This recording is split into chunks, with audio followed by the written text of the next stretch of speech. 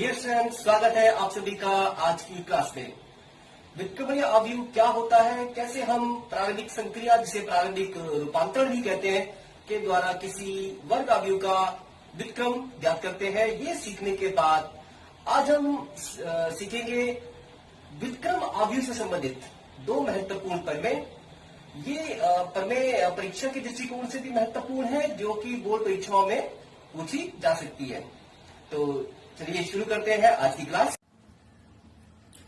तो सबसे पहले देखते हैं प्रमेय 3, व्युत्क्रम अवयव की अद्वितीयता, यूनिकनेस ऑफ इनवर्स।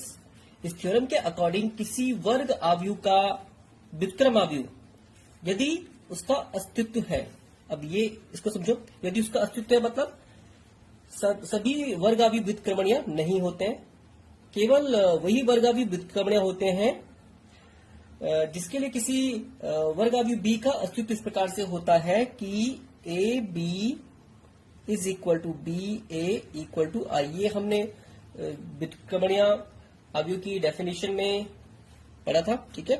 तो सभी वर्ग अवयव का व्युत्क्रम नहीं होता है, ठीक है। तो अगर उसका अस्तित्व है तो अद्वितीय, यूनिक होता है। मीन्स अगर किसी वर्ग अवयव के व्युत्क्रम का अस्तित्व है तो उसका एक ही व्युत्क्रम अवयव होगा, एक से ज्यादा वर्ग व्युत्क्रम उसके नहीं होंगे, ठीक है। तो इसे प्रूफ करते हैं। इसे प्रूफ करने के लिए हम यहाँ पे यूज करेंगे कॉन्ट्राडिक्शन मेथड। कॉन्ट्राडिक्शन मेथड में हम उल्टा सपोज कर लेंगे। उल्टा मीन्स यहाँ पे हमें प्रूफ करना है कि इसका एक व्युत्क्रम अवयव होगा, तो यहाँ हम उल्टा सपोज करेंगे। सपोज के एक नहीं बल्कि एक से ज्यादा व्युत्क्रम अवयव है, ठीक है। तो यहाँ पे मान लेते हैं सपोज। अच्छा, कॉन्ट्राडिक्शन मेथड आपको याद होगा, आपने क्लास 10th में भी यूज किया था। Square root 2, square root 3, square root 5 इस तरह के नंबर्स को अपरिमेय सिद्ध करने के लिए वहां पे भी कॉन्ट्राडिक्शन मेथड यूज किया था। कॉन्ट्राडिक्शन मेथड का यूज करके हमने उल्टा सपोज किया था कि सपोज वो इरेशनल नहीं है, रैशनल है, ठीक है। और फिर हमारा जो लास्ट में सपोजिशन आता था वो गलत आता था, ठीक है। तो ठीक इस प्रकार से यहाँ पे भी यहाँ पर हम कॉन्ट्राडिक्शन मेथड यूज करने वाले हैं। तो सपोज माना ए एन गुणा एन कोटि का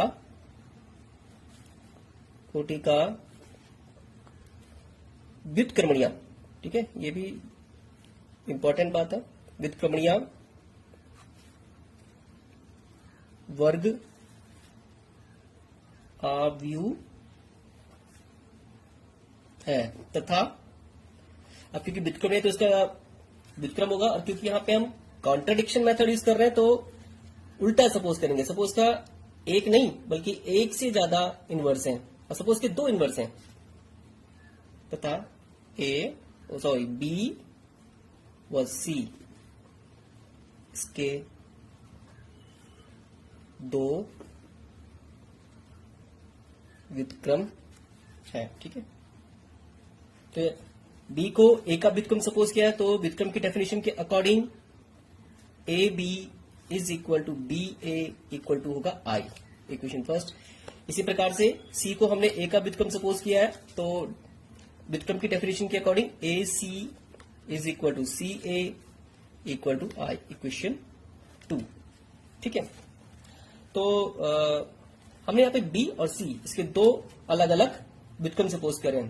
तो अगर ये दोनों अलग अलग नहीं बल्कि इनको एक सिद्ध हम कर दें, अगर हम ये सिद्ध कर दें बी इक्वल टू सी,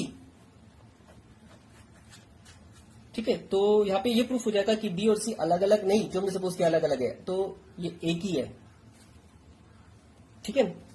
तो अब यहाँ पे हमें B equal to C proof करना होगा। तो यहाँ पे ले लेता हूं बी, ठीक है, और बी को यहां पे लिखा जा सकता है बी आई, लिखा जा सकता है जैसे 2 को लिखा जा सकता है 2 गुणा 1, 3 को लिखा जा सकता है 3 गुणा 1, ठीक। इसी प्रकार B equal to B I, ठीक है। ये आइडेंटिटी मैट्रिक्स है। अब यहाँ पे देखो आइडेंटिटी मैट्रिक्स इक्वेशन फर्स्ट के अकॉर्डिंग इसके इक्वल है और इक्वेशन सेकंड के अकॉर्डिंग इसके इक्वल है। यहाँ पे हम आई की जगह पे लिखेंगे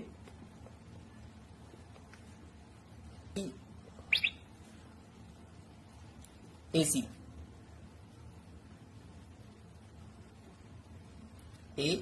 ठीक है, फ्रॉम इक्वेशन 2,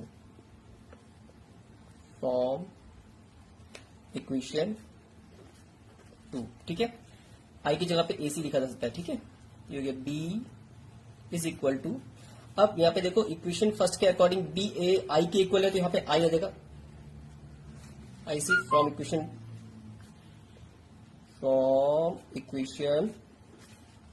फर्स्ट, ठीक है।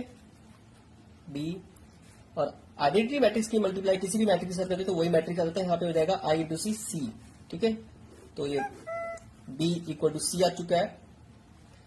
B इक्वल टू C का मतलब ये हुआ कि B और C जो है वो अलग अलग आव्यूह नहीं है, ये बराबर है। हमने B और C दो इसके अलग अलग व्युत्क्रम सपोज करे थे, तो इतने से अलग अलग नहीं बल्कि एक ही है। तो इसका मतलब है कि किसी भी वर्ग आव्यूह का व्युत्क्रम केवल एक होगा, यूनिक होगा, ठीक है। हैंस प्रूफ सिद्ध हो गया। नेक्स्ट प्रमेय 4 देख लेते हैं। यदि A व B समान कोटि के दो व्युत्क्रमणीय आव्यूह हैं तो A B whole inverse is equal to B inverse A inverse.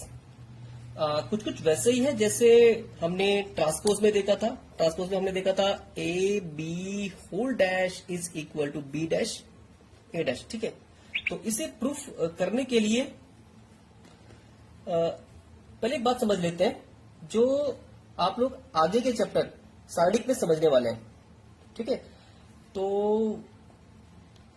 उस चैप्टर में हम ये पढ़ेंगे कि अगर कोई ए व्युत्क्रमणीय आव्यूह है तो उसका जो सारणिक का मान होगा, और सारणिक को ऐसे दो बार के बीच लिखा जाता है। जैसे आव्यूह ए है तो सारणिक, उसका जो सारणिक, उसका जो डिटरमिनेंट होगा उसको ऐसे, ठीक है, ये दो बार के बीच में लिखा जाएगा उसको। तो उसके सारणिक का जो मान होगा वो 0 के बराबर नहीं होता है, ठीक है। तो अगर कोई वर्ग आव्यूह ए उसका सारणिक का मान 0 के बराबर नहीं है, नॉट इक्वल टू 0, तो वह व्युत्क्रमणीय होता है। तो ये व्युत्क्रमणीय की कंडीशन है, ठीक है। यहां पे क्योंकि हमें दिया हुआ है ए व बी व्युत्क्रमणीय, समान कोटि के व्युत्क्रमणीय आव्यूह है। तो इसीलिए अभी जैसे मैं बताया कि अगर कोई आव्यूह व्युत्क्रमणीय होता है तो उसके डिटरमिनेंट की जो वैल्यू होती है, डिटरमिनेंट सारणिक, वो नॉट इक्वल टू 0 होती है। तो hence determinant A not equal to 0 and determinant of B also not equal to 0। सारणिक ए और सारणिक बी दोनों का मान 0 के बराबर नहीं होगा क्योंकि हमें गिवन एक व्युत्क्रमणीय आव्यूह है, ठीक है। और ये व्युत्क्रमणीय की कंडीशन है, और इसीलिए अब देखो सारणिक ए का मान 0 नहीं है और सारणिक बी का मान 0 नहीं है। तो जब हम दो ऐसी संख्याओं की गुणा करेंगे जिनका मान 0 नहीं है तो उनका गुणनफल भी तो 0 के बराबर नहीं होगा, ठीक है। तो इसलिए determinant of A into determinant of B also not equal to 0, ठीक है। अभी आगे सारणिक पे एक और प्रॉपर्टी हम पढ़ने वाले हैं। Determinant A into determinant B जो होता है, ये होता है determinant of A into B, ठीक है। ये भी 0 के बराबर नहीं होगा। अच्छा, ये हमने ऐसे क्यों लिखा, ये आगे प्रॉपर्टी डिटरमिनेंट पे पढ़ेंगे, ठीक है।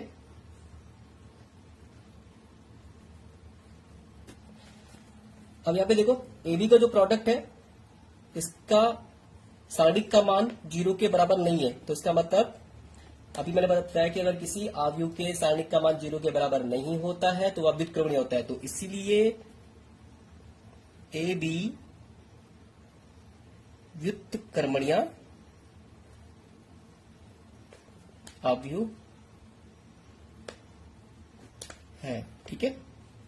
अब क्योंकि व्युत्क्रमणीय आव्यूह है तो उसका एक व्युत्क्रम होगा, ए बी का व्युत्क्रम होगा।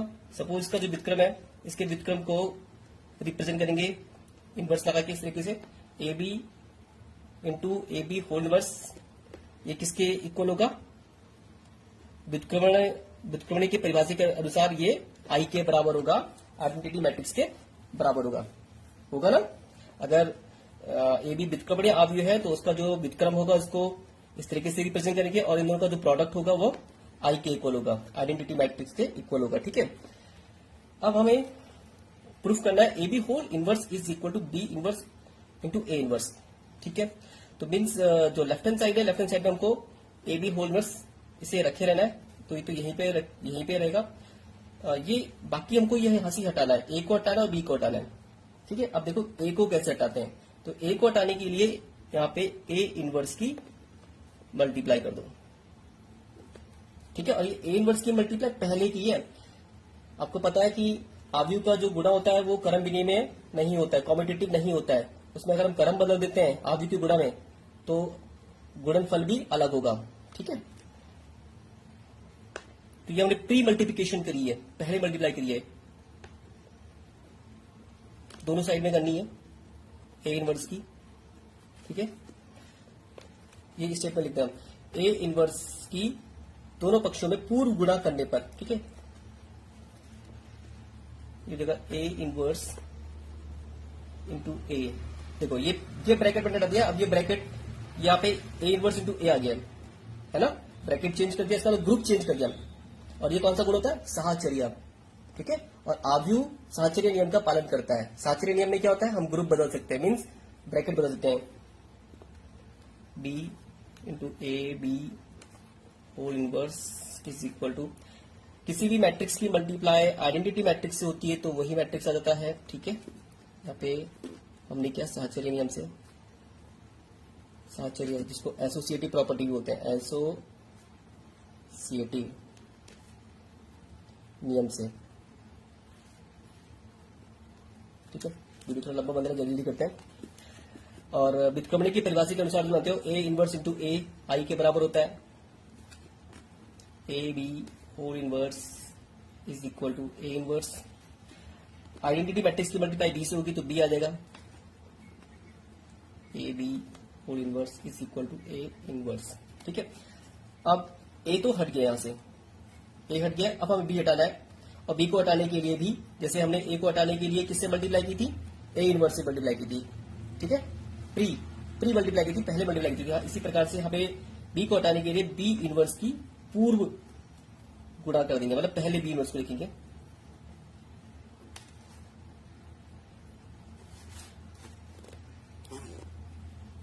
B inverse into A inverse, यहां पे लिख देना दोनों पक्षों में बी इनवर्स की पूर्व गुणा करने पर। ठीक है, pre multiplying on both side by B inverse. और B inverse into B according to definition of invertible matrices, ये आई के इक्वल होगा, A B whole inverse is equal to B inverse into A inverse. ठीक है, आगे जगह नहीं, मैं इसके आगे यहीं पे कर लेता हूं। अब आइडेंटिटी मैट्रिक्स की मल्टीप्लाई किसी भी मैट्रिक्स के साथ होती है तो वही मैट्रिक्स आता है। ठीक है, तो यहाँ पर आ जाएगा A B whole inverse is equal to B inverse into A inverse. ठीक है, ये हमें प्रूफ करना था।